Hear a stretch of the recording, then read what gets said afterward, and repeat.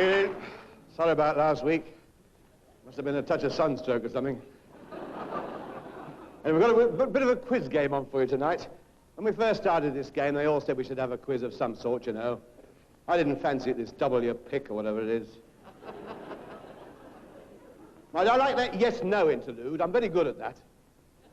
I am. Evelyn. Evelyn.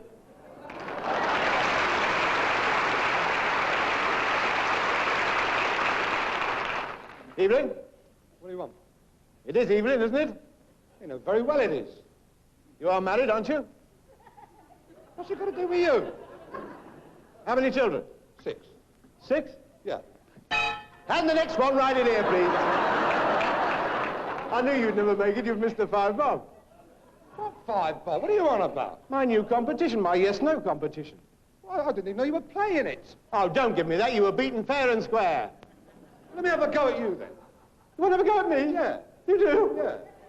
Of the brain of Britain, 1938. Times crossword, 3 minutes. All right, have a go. All right, I don't mind. You ready? Yes. You've lost. What is...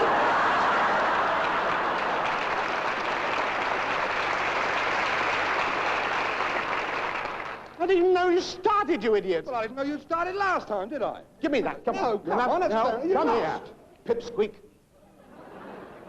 I'll have another one. Right? Ready? Right. Certainly.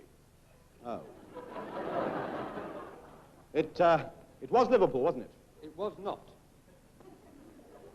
It is Evelyn, isn't it? It is, Tony. You did say 5 children. 6, Tony. You said 5. 6, Tony. Is she here? Who? Your wife, you fool. You did say 5 children. It isn't Liverpool. Oh, Manchester. Did you nod your head? Is she here? She's a policeman, isn't she? You did say David. That's it. No. He said no. That's right. No. He's lost another 5 bob. What on earth are you talking about? He won. What? He won. He won the 5 shilling. Give it to him. Just keep out of this. Stick to And your he bingo. won. Stick to your bingo. Stick to things you know. Get out of All the 4's 22. That's about your lot. That's all you know. What's the matter with you? it. He won. Tony's asked you to keep quiet. Are you starting to? It's all very well standing down there waving a stick up and down, but all that shouting and yelling is not doing the show any good, you know? That's quite right, Evelyn. No, I mean, it's lowering the tone of the whole show. Remember that. Yes. Remember that. Oh, straight, it's about time you lads realise what a great talent you've got up here on this stage. It's a great talent. What? Sinatra, Sammy Davis Jr., they can't hold a candle to this boy.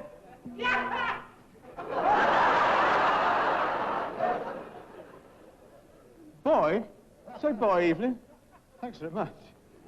Well, Evelyn. Yes? How many weeks have we been on this show? 7. 7. And all this time I thought you were a bit of a lout. Thought you were a bit too big for your boots. It's just funny how wrong you can be about people, isn't it? Because you've got a nice face, you know, you've got nice eyes, and I can always tell by the eyes. Thank you. You've got nice eyes, too. Oh. Couldn't hold a candle, eh? Sammy Davis and Sinatra, eh? Come on, you have the gong, we'll have another go. Go on, you have have the the gong. No, I insist, you have it. Oh, no, there isn't time anyway. What? You've got to introduce the first act. Oh, who's that? Well, it's a comedian. Oh. Is he funny? He's very funny. Yes. Well, let's just stay here and play the game, shall we? No, come on, come to my dressing room. You haven't been to my dressing room before, have you? Well, you wouldn't let me in before. Oh, no, of course I wouldn't, that's right. I'll tell you what, we'll have a game of Happy Families. Here, how do you like Monopoly? That's it, Monopoly, Mark. I've got a set in my cupboard. I'll go and get it set. Yes. Can I be the boot? Yes. Fine. And here is an English comedian. Freddy Davis.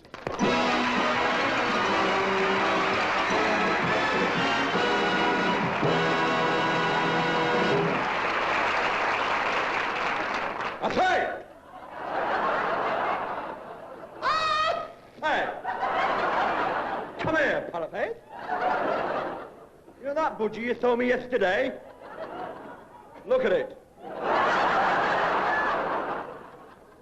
That's Stuffed 17 pounds of bird's seed in it, and it still wouldn't bounce. Isn't it about time you sold me a decent budgerigar? I'd like a nice little talker. Something that speaks with its beak. And I don't care what colour it is, as long as it's blue. It must be blue all over. It must have little blue eyes, little blue wings, little blue leggies, little blue feeties, little blue armpits. And it must be blue all over. So isn't he good looking? So he sold him this budgie. He sold him this budgie in a box, the fella in the pet shop. He took the budgie home and he was back in the shop within the hour. It's green. That thing you've just told me, it's green. Now, I distinctly said I wanted a blue budgie. Blue, blue, blue. You're going to sell me a green one for? Well, you see, sir, we haven't got any blue ones in. And I didn't think you'd mind being a budgie lover. I mean, what's the difference? What's the difference? I've got a green cage and I can't tell whether he's in or out.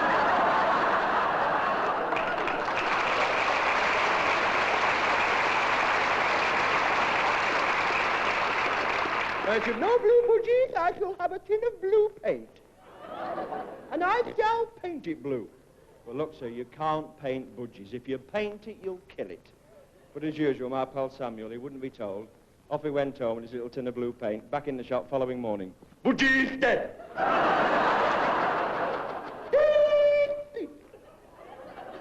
Well, I did warn you, sir. I told you that if you painted it, you would kill it. You've nobody to blame but yourself. As a matter of fact, Parapet, it was nothing to do with the paint. Nothing whatsoever. Oh, no, fair dues. Fair dues. It was burning the green off with a blow lamp that killed it.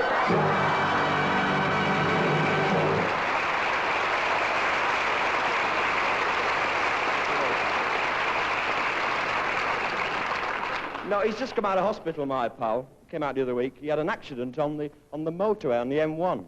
So I went to see him in hospital. I said, how did the accident happen? And he said, well, you see, it was like this. I was driving along the M1 in my 1927 car, doing a steady 10 on the hard shoulder,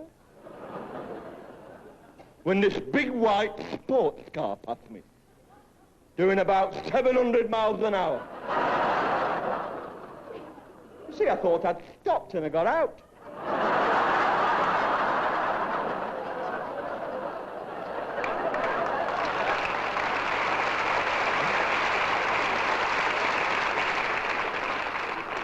Well, they do go faster than these sports cars. I saw one going along the M6 the other day, and behind him was a police car. Well, he didn't stop him, because obviously he wasn't doing anything wrong.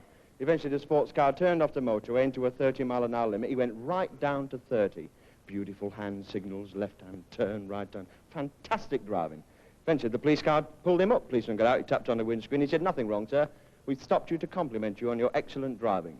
As you know, we have to reprimand many drivers for speeding and dangerous driving, but we must compliment you on your excellent, careful driving. And the fellow wound down his window. He says, aye, you've got to be careful when you're as drunk as me.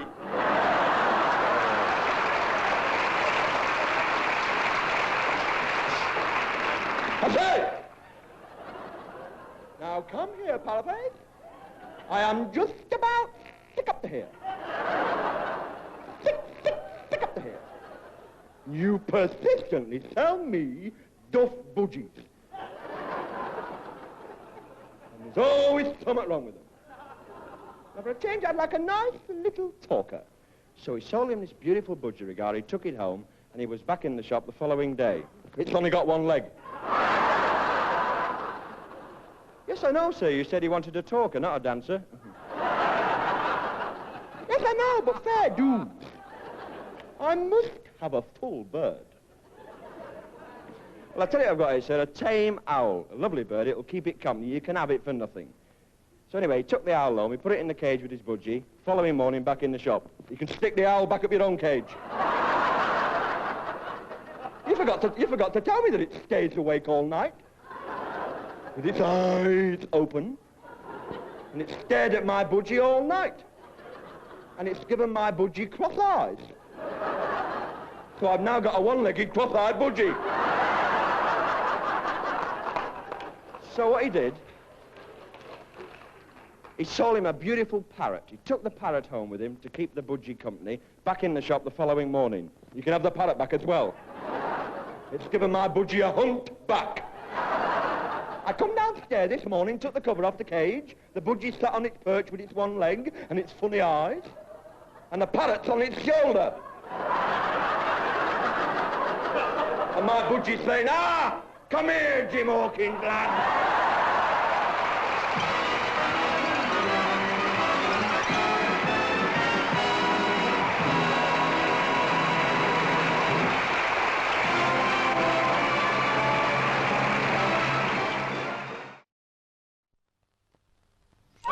Now for real country eating, a new meal to make 'em smile. Savoury bird's eye rissoles, they're made country style.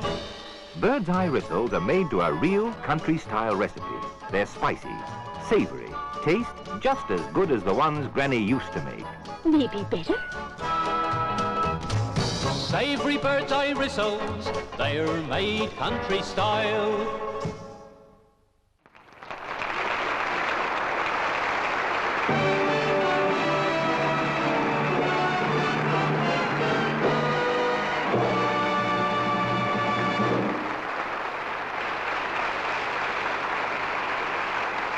Now, surprisingly, a very funny beat group. What's even more surprising, they intend to be funny. The Rockin' Berries.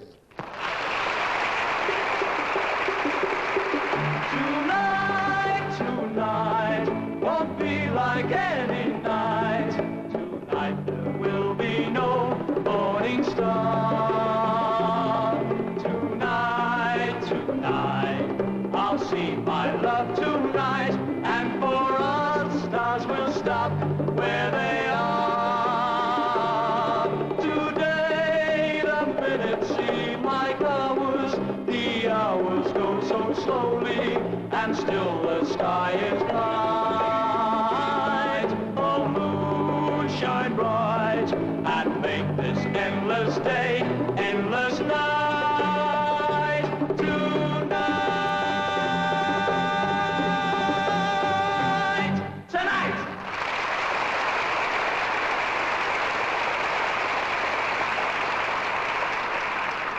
Thank you very much, ladies and gentlemen. A very good evening to you all. Right now, we'd like to play you a song. In fact, is our latest record entitled Midnight Mary. Meet me at midnight, Mary, same place we always go. Meet me at midnight, Mary, and don't let anyone know.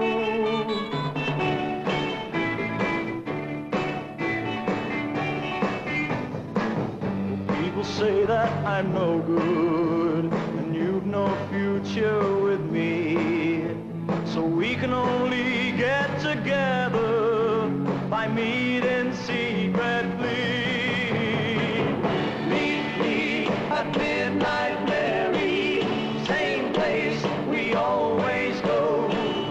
Meet me at midnight, Mary, and don't let anyone know.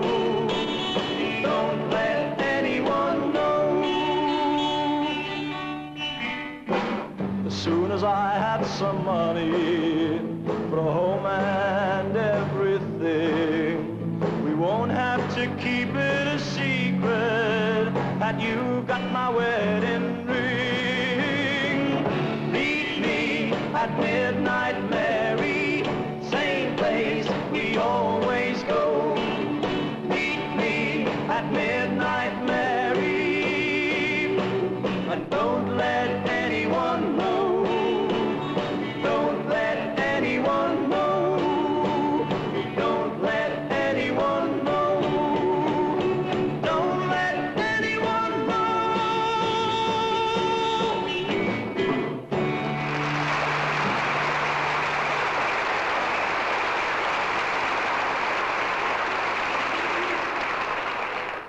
surprise, surprise. Thank you very much, ladies and gentlemen. It's very nice to be here on Blackpool Night Out once again. Keep that donkey off the stage. I told you about that.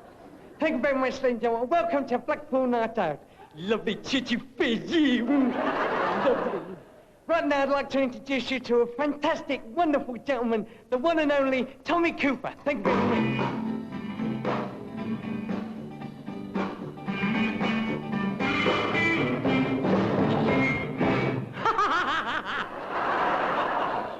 Well, ladies and gentlemen, they call me Tommy the Mystic.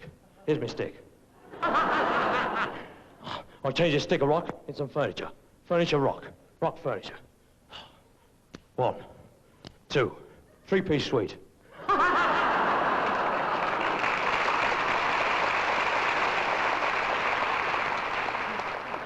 Ladies and gentlemen, I'd like to show before your very eyes a tap dance.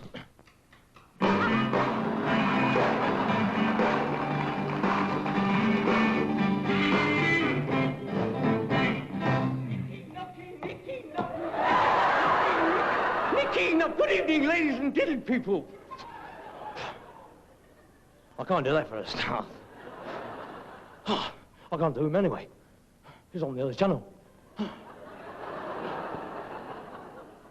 Went to my doctor this morning. I thought I got a bad cough. So he gave me 3 bottles of castor oil. 3 bottles. I said, will that stop the cough? He said, no. You'll be frightened to. Did you like that? Did you like that? All right. Bum, hoo, ya ta ta ta.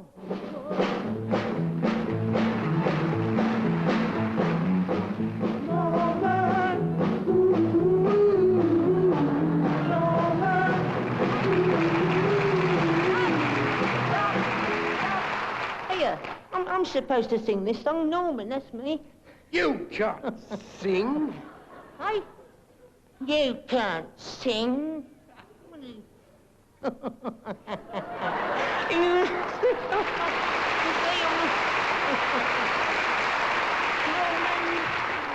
Why don't you grow up, stupid? I did grow up stupid. No, Oh, wait, up.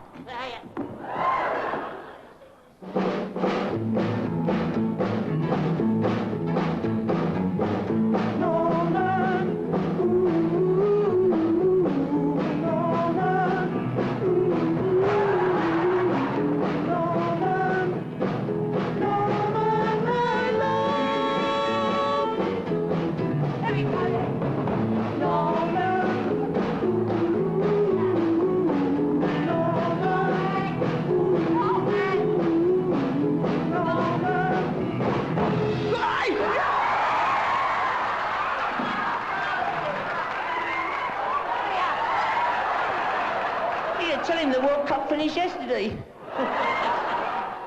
Don't know. Norman, my...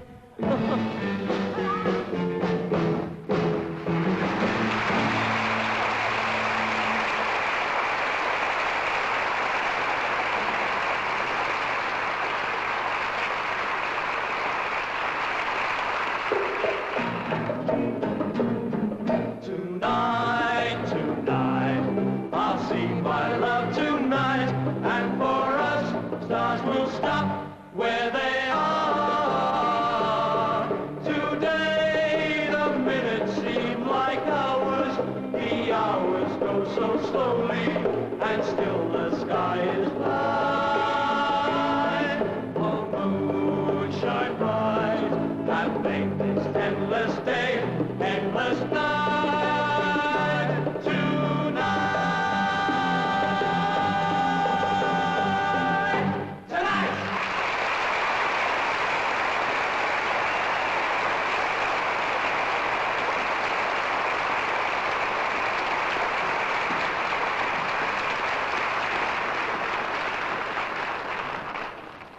Mr. and Mrs. Rockenberry's 5 little boys. Rockenberry, what a name to go through life with. Dear, oh dear.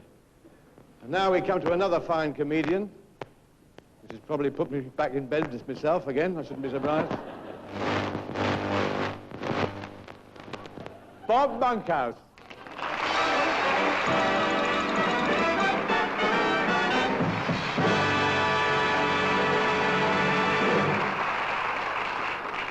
Thank you. Thank you for having me. For those who haven't had me yet, please be patient. It's so wonderful to be back in Blackpool again. You know, you hear such wonderful conversations here in Blackpool. But Henry, that isn't our baby. Shut up, it's a better prom. I saw a woman walking along the front with a live duck under her arm, and this drunk saw her. He said, What are you doing with that pig? And she said, it isn't a pig, it's a duck. He said, I'm talking to the duck.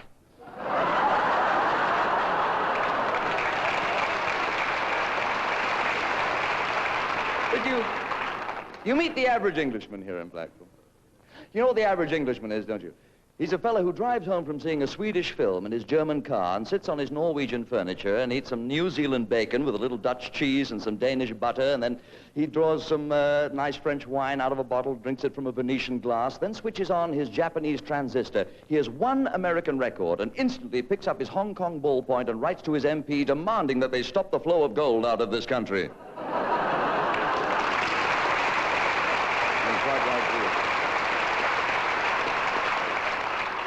I went to London to see the financial crisis. I didn't know whether to go to Buckingham Palace and see the changing of the guard or go to the Bank of England and see the guarding of the change. But a lot's happened to me since I was here in Blackpool. I appeared before the President of the United States. Well, he said he was the President of the United States. Actually, what he said was, if you're a comedian, then I'm the President of... And then I went to Wembley yesterday. Wasn't that exciting, Wembley? I was sitting among the West Germans. Every time they scored, all the West Germans shouted, ooh, vey, ooh, vey, ooh, vey. Except I was sitting next to an Israel supporter. He was going, oy, vey, oy, vey. And everyone, Jimmy Edwards was there. So he's having trouble growing his moustache back, but I think it's awfully nice. George Woodcock has sent him some cuttings from his eyebrows. And then, what else did I do? Oh, wait, I went to see a film. I must tell you this. Have you got a minute? Because I want to tell you about the spy film. Because they're all spy films. They're really cashing in on this spy craze because they've just made a biblical film and Adam is known as 001.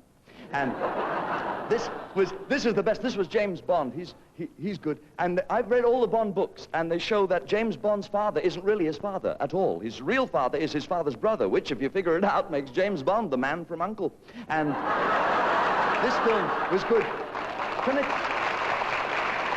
I tell you about the film? Because it got all in my head. Because my favorite was in it, Sean Connery. He's my favorite. And he plays James Bond. And the first scene, he's going in to see his boss. And you can tell how friendly he is with him because he calls him M. And his full name is Emma. And M says to Sean, he says, oh, you've got to take this health cure. You've got to go to this health farm in Wales because lately you've got all of a doodah. And Sean says, well, I haven't got all of a doodah. I may have got a little doodah. And he's got this little doodah which he swallows. And it sends out radio signals. And it goes bleep, bleep. And they know wherever he is, they know where he is because it goes bleep, bleep. In his last picture, he bleeped all over Europe. I think it's something in the water. I don't drink it. And because of this, he's got to go to this health farm, see, in the film. And M shows him this car. He's got this marvelous car. He says, look at this. He says, it's got machine guns in the headlights, and it has a bulletproof screen, and it lets out oil from the exhaust, and it has blades on the wheels, and it has this button, and when you press in the button, whoever's sitting beside you goes straight through the roof, ejector seat, because you just press the button and straight through the roof, and they get in the car, and Sean says, where to? And M says, press that in, and he does, and straight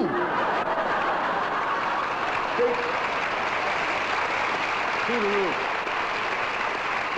And you should see M. He looks like L. And then Sean gets to this health farm, and this nurse, I wish you could have, she looked like a chest of drawers with the top drawer pulled up. And she's great, and he liked her, I could tell, and he's my favorite. And he looked at her, and he took down her name and address, a dress she happened to be wearing, and he took his clothes up, and he's big, and he's hairy and everything, and he's my favorite. And he has these muscles. He's got muscles in places where I haven't even got places. And And she straps him on this thing for stretching your backbone, and she goes away and she leaves him, and it's boom, boom, boom, boom, boom. And suddenly he feels something, and then he's lying there nude, and he feels this chilly touch where he least expects it, and he thinks, ooh, cold finger, and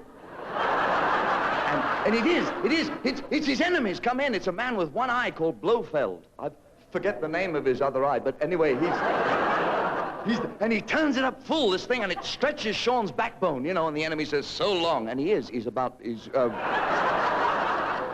but he gets off because Sean can do that, and he escapes, and he chases the enemy, and he sees the enemy all naked and goose pimply, and he's going into the steam bath, and Sean thinks, the spy who came in from the cold, because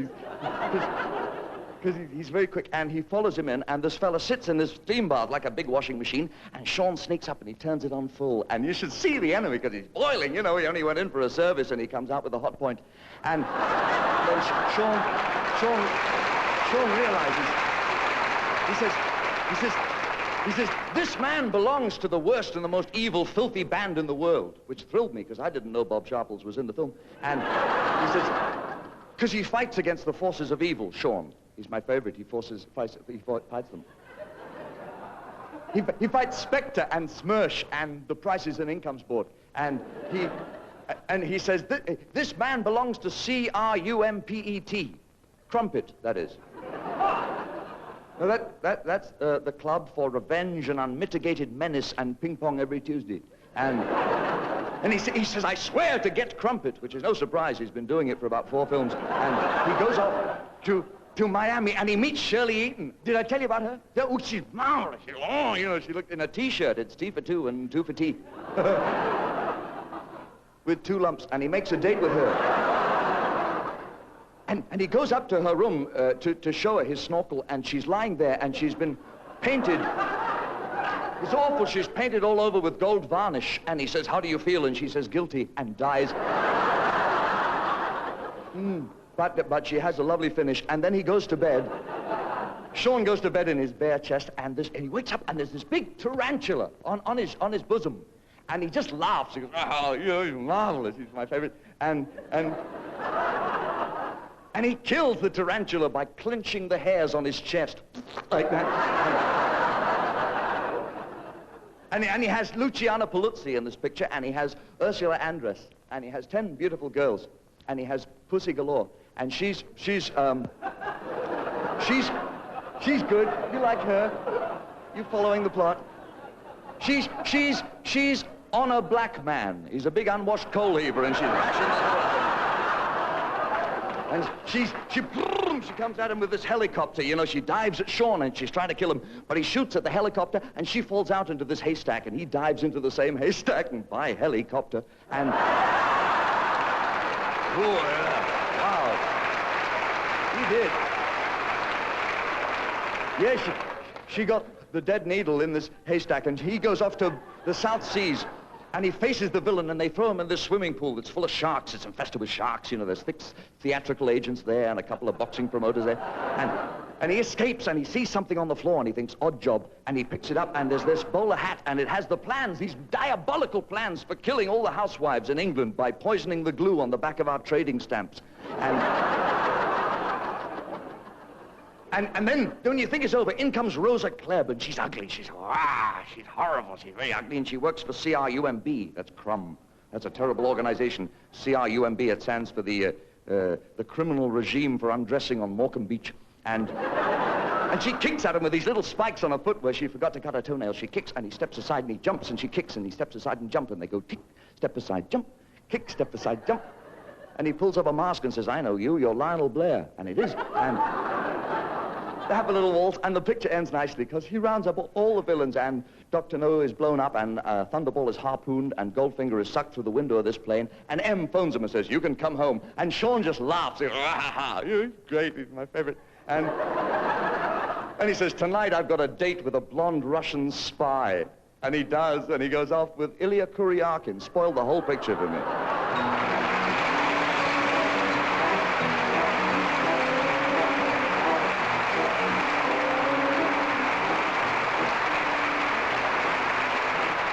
Thank you, ladies and gentlemen.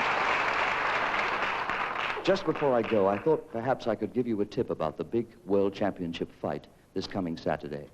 See, I happened to go to a party and I saw Cassius Clay.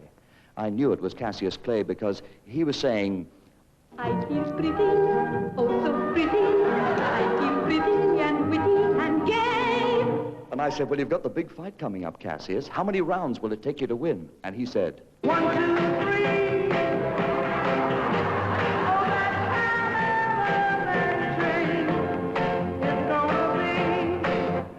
Then I saw Brian London over in the corner, and I said, Brian, you heard what he said, you know.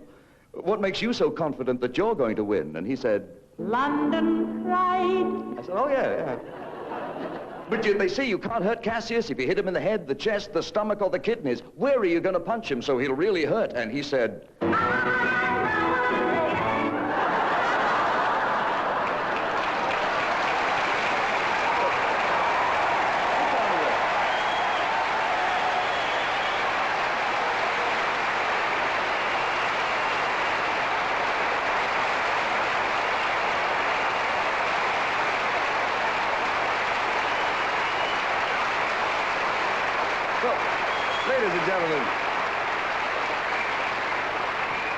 Ladies and gentlemen, he just can't win. I know.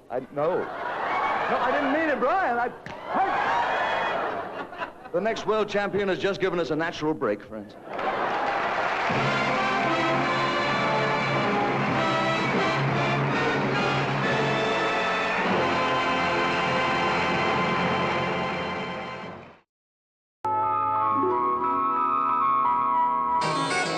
Now, you need Kleenex. New Silk Soft Kleenex tissues. New Silk Soft Kleenex tissues are gentlest of all to the skin.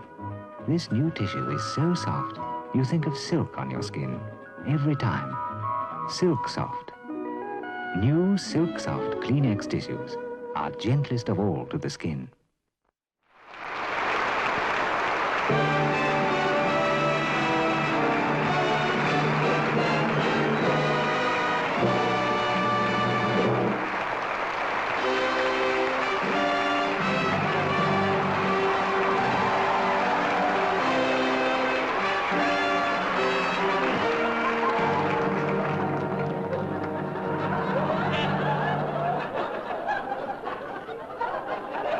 You may laugh, but as soon as I get in this clobber, I'm at home. I should never have got mixed up with a variety show. The critics are right, of course I should have done. I should have done the old Vic.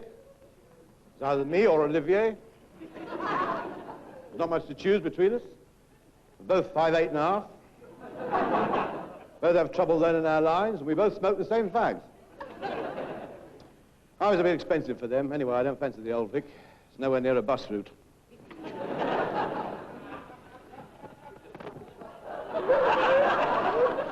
You see where Larry, Olivier, falls down, he's very limited. See, he can't sing, he can't dance, he doesn't do impressions. But despite this, he's done very well for himself. Of course, he did black up to play Othello. That's a cheap laugh. I mean, Al Jolson did that first. Tonight, I should like to put Olivier in his place once and for all by doing a bit specially written by me. Specially written for me. By William Shakespeare. Bill. Well, he's on his uppers these days. He's writing for anybody, you know how it is. I shall kick off with Richard III and go straight through the book, all 4,000 pages. Richard III, or Richard Jr., as the Americans have it. Richard, as you know, is a hunchback. Fortunately for me, right.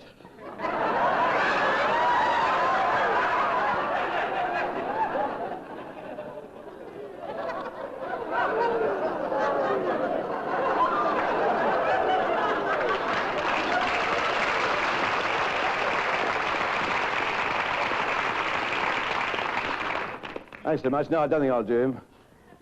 I'll do Henry V, Part 1. Or is it Henry I, Part 5? Well, it don't make any odds, really, does it? Really? Hold, my liege!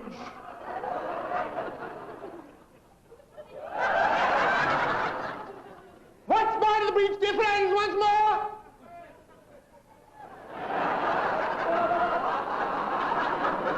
What's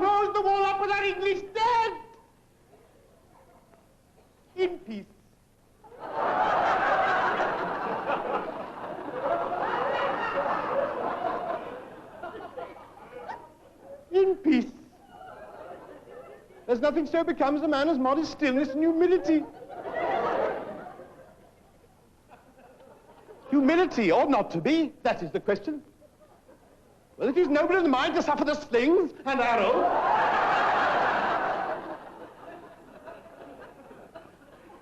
of outrageous fortune! Now, be fair, outrageous fortune. Oh! Oh, to take arms against the sea of trouble! And by opposing end, then. It's all go, isn't it?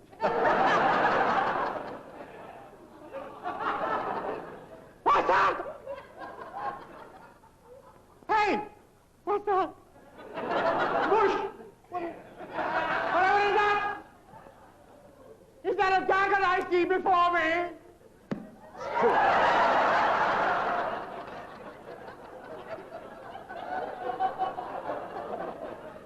I die! I die! No, I'm not going down there in those hot sash dogs, I'm sorry.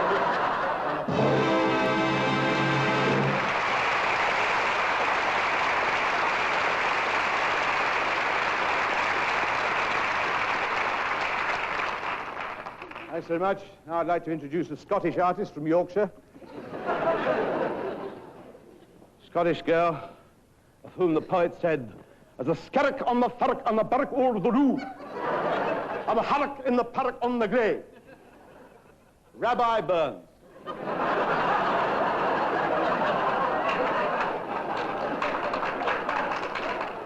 I don't understand some of this Jewish stuff either. Here she is, Jeannie Carson.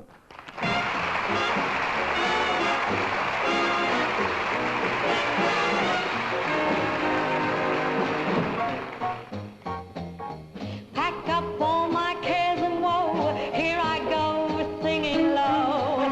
Bye-bye, blackbird, where somebody waits for me, sugar sweet, so is he. Bye-bye, blackbird, no one here can love or understand me. All those hard luck stories, they all hand me.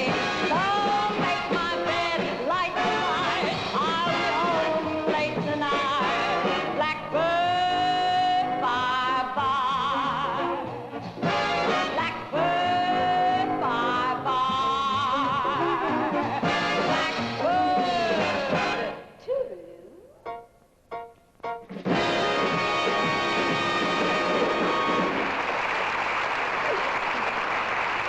Thank you. I just finished appearing in a show called Strike a Light, and I'd like to sing 2 songs from that show for you. It was set in a poor section of London, hence me costume. And the character I played always met her boyfriend in the oddest place, outside the pawn shop. What a place to meet your boyfriend. Well, you ain't got much choice round here, have you? Romeo and Juliet had a place to meet. They met on a balcony. On a balcony. When Lancelot and Fairy Lane had a tryst, a country lane gave them privacy. Gave them privacy. But it's hard for London lovers to discover such idyllic and romantic rendezvous. It ain't for us to pick and choose.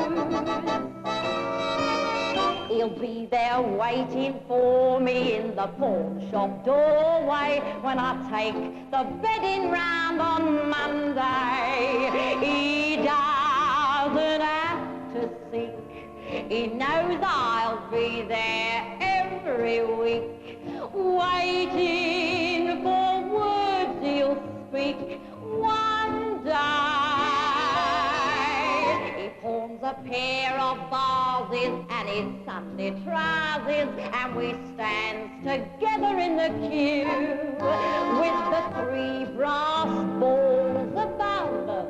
We renews our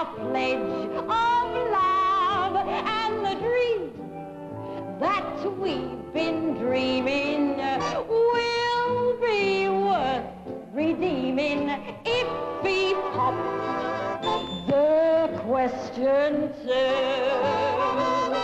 He'll be there waiting for me in the pawn shop doorway when I take the bedding round on Monday. He doesn't have to seek. He knows I'll be there every week, waiting for words he'll speak one day. He pawns a pair of vases and his Sunday trousers, and we stand together in the queue with the 3 brass balls above. We renews our pledge of love and the dream that we've been dreaming will be worth redeeming if he pops the question too.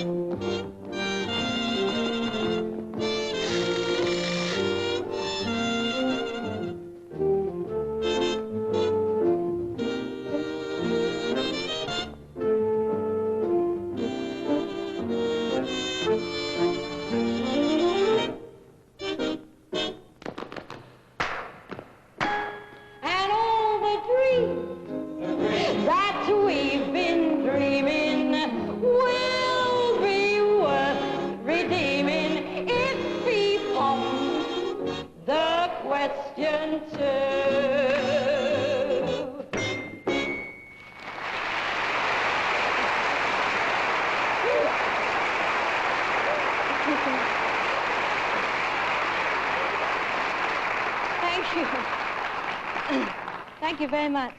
The play was based on the Matchgirl strike of 1888. And as a matter of fact, this was the first time women had ever come out on strike in this country for a living wage. And Sarah, the character I play, is sent by the girls to the bosses to present the proposals on which they will go back to work, and all of them are turned down. And in one last effort, Sarah sings this song to them. Gentlemen, that's what me speech says, gentlemen. And you must be gentlemen, because you live like gentlemen. You live in great big houses with gardens, have carriages and horses, soft feather beds and windows with curtains, bathtubs and servants, 2 pairs of boots, and bread with butter, and jam. Oh, yes, you're gentlemen, gentlemen. But we ain't ladies, that's certain. We ain't even women. We are match girls. What's our foreman saying? The lowest there is, that's us, the lowest there is. We can't go no lower, and so we're going. Animals, he calls us, bred in the gutter. But if you keeps us in the gutter, how can we be anything else? But your ladies, ooh, how you treat them, eh? Bowing and raising your hats and smiling. No wonder they walk like queens. See the pretty ladies, pretty hats with feathers, pretty frocks with flowers, clean and sweet, and the softest satin, delicate and lovely, treated like princesses when you meet them. Teach me how to be a lady, and I'll work like a slave. Oh, well, that's all we know. Yes, that's all any of us know. Working and slaving for people who don't care. But things is changing now, because we're going up in the world, up like a shot, no matter what. And we mustn't mind if there's no one to cheer us. We'll make it together someday. We don't recognize you. Oh, gentlemen. Oh. Yeah, don't go, gentlemen. Gentlemen?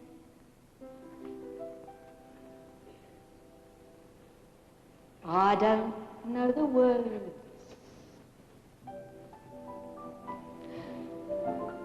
To tell you what I mean. I don't know the words that you will understand. It's all inside my head. It's all inside my heart. I wish that I could say the words the way I'd planned. How can I make you listen? Make you care?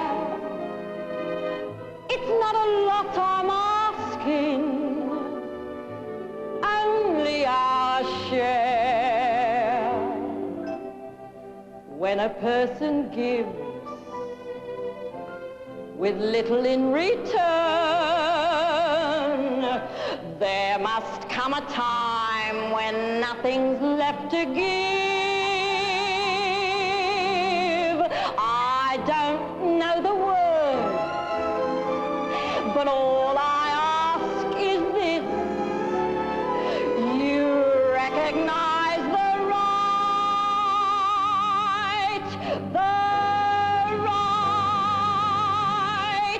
turn left.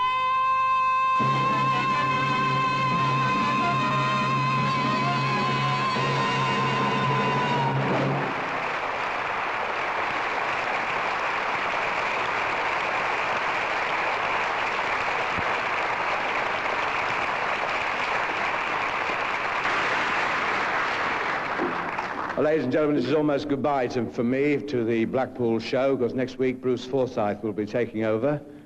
But before I go, I'd just like to say a few words. There was no time for a prepared speech.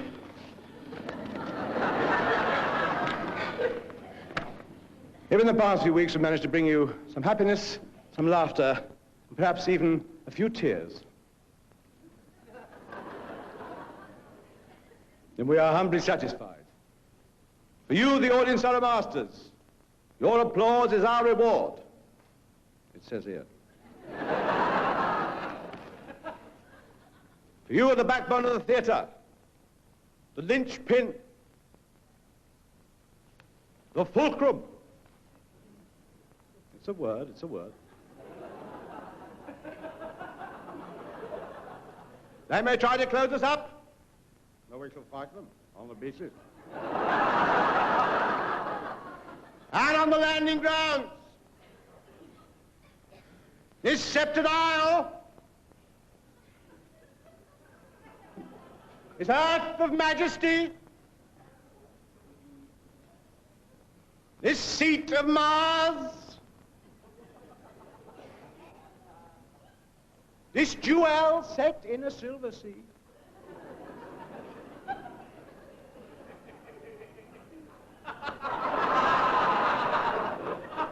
ask not for whom the bell tolls. Cry God for Harry, ignorance of George. I've gone mad. Hang on.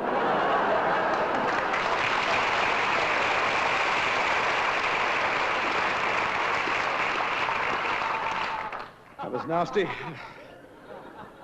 I had one of me turns there. You were lucky you didn't get the whole of King Lear. Well, there'll now be a 2-minute silence for my ovation. And I say goodbye to the Blackpool show, which would hereon be known as the Blackpool Incident. Goodbye.